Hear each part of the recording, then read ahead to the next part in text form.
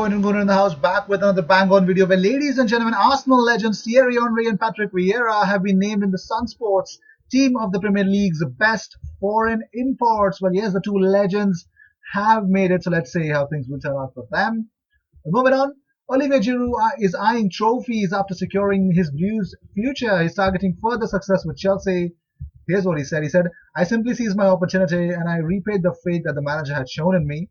That's why the club ultimately offered me the chance to continue my time at Chelsea, and I accepted immediately because I like it here and I want to keep winning trophies and I want to continue to show the manager that he can count on me." Well, ladies and gentlemen, Tottenham should try to sign Felipe Coutinho on loan, according to former striker Darren Bent. He says that you're talking about a top player who knows the Premier League very, very well. It's not like you're taking a risk. Coutinho is a top player. He's a superstar signing that Spurs need.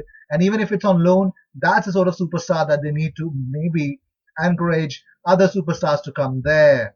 Well, moving on.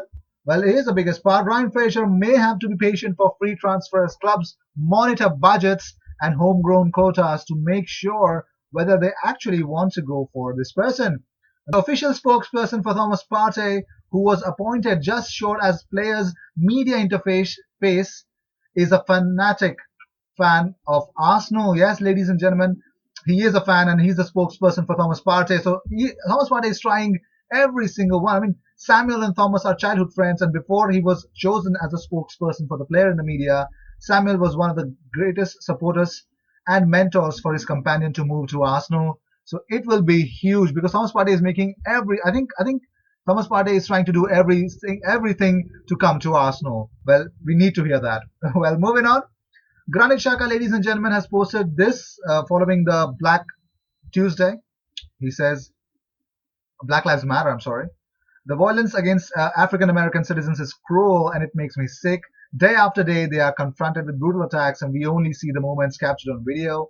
This disgusts me. That is why we should all raise our voices now, because this behavior must stop." This is why I love Granit Xhaka. I mean, he takes stands and I really love it. And thank you so much for doing this, Granit. I mean, we respect you, we love you, and you took a stand. That's really nice. Well, moving on. Besiktas are at a deadlock in talks with Mohamed Elneny over an ongoing pay dispute which could see him return to Arsenal before the end of his loan contract. Elneny is refusing to play again for Besiktas until what he is owed is given to him. Well, moving on. Arsenal are hopeful of extending Aubameyang's contract while no official offer have been made. There are movements behind the scene towards this. Aubameyang's father, who is also his representative, knows Arteta is desperate to keep him. Door is not closed from the player's side. The Premier League players are facing crucial week of testing, as any positive test would likely rule them out from the opening round of the restarting of the Premier League. All players and club staff are being tested for coronavirus twice a week ahead of the restart date of June 17th. Well, Dennis Bergkamp has spoken about Thierry Henry. He says, "It was so easy to have a connection with him because on every level he can be the best. He was the best at a certain time, so he was easy to play with." Well, I agree with that. I mean, these guys are legends. I mean, we're talking about legends here. But moving on. Well, it looks like it's quite exclusive from Mark Irvine that Arsenal will keep Aubameyang to end of his deal if they can't get more than £20 million for him in summer transfer.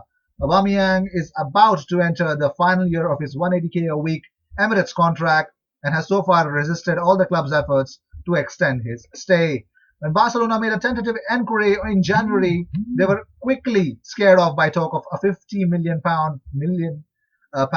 price tag, but his value has plummeted in the wake of the coronavirus pandemic, which has destroyed every club's transfer budget. But Arsenal will not be panicked into selling their star striker to the first bidder just to avoid the risk of losing him for nothing next year. Arteta still believes Arsenal can qualify for UCL, and he hopes to persuade Aubameyang in face-to-face talks.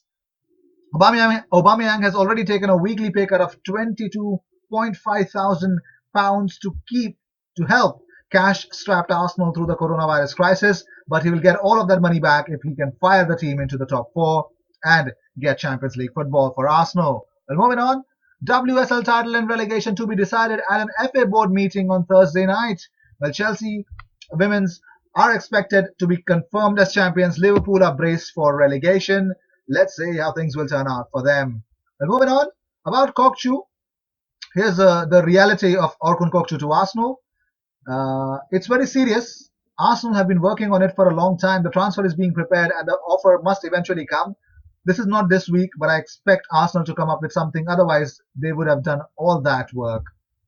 And also, here's the biggest part. Arsenal need to carry out the reconstruction of the squad, and they see in the sale of Spaniard Hector Bellerin an opportunity to raise funds. In addition, Hector Bellerin is interested in the move and to be a part of a team that challenges for all trophies. And here's so Paris Saint-Germain are in negotiations with Arsenal over signing Hector Bellerin. Talks between the two clubs are on the right track, and the fee discussed is close to 30 million euros. And according to certain sources, Arsenal have joined the race to sign Inter Milan midfielder Matheus Vecino. Inter want 20 to 25 million euros for the 28-year-old Uruguayan midfielder. Let's see how Arsenal can cope up with that.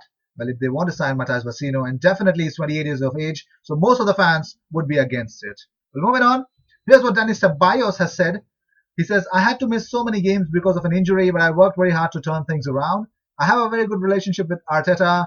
He gave me confidence, and now I'm focused in finishing the season the best way I can so that we can reach our goals. That is huge, isn't it? Well, talking about more things, well, it looks like Arsenal will not be panicked into selling their star striker to the first bidder just to avoid the risk of losing him nothing for next year. And it looks like Arteta can help Arsenal in achieving Project Aubameyang. Moving on, Arsenal have been in contact with Danish club AGF to learn from their experiences with a wall of fans on Zoom call.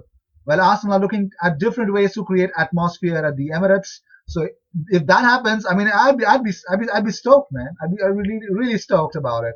Well, here's the biggest news coming from Mesut Özil, ladies and gentlemen. Bigger corporations have said, they actually say, we stand with you in the fight for human rights. And also bigger corporations believe, we regret to inform you that your boot deal will not be renewed. Well, Mesut Özil is dumped by Adidas as they decide to end his £22 million sponsor deal because 6 months after he actually spoke for Uyghur Muslims who are condemned. He actually condemned China, so he's talking about the atrocities of the Uyghur Muslims that they face in China, and this is costing Mesut Özil a lot of problems. Well, moving on, Manchester City versus Arsenal will kick off at 8 p.m. on 17 June and will be broadcast by Sky Sports. So, ladies and gentlemen, please be hooked to it because it's going to be a wild ride. Jamie Carragher reckons Pierre-Emerick Aubameyang is too good for Arsenal. He says, it's okay having rules in place where you say we are not letting players go on a Bosman ruling. But if you're Mikel Arteta, I'd be looking at it thinking, have we got more chance of getting in the Champions League if Aubameyang stays? At this stage, there's no doubt about it. Aubameyang is too good for Arsenal, and we had that at Liverpool at times with Luis Suarez and certain players. You're desperate to keep hold of them because you're thinking as a club, we want to build around this player. I think he gives Arsenal a greater chance of getting into the top four, and that's where they need to be.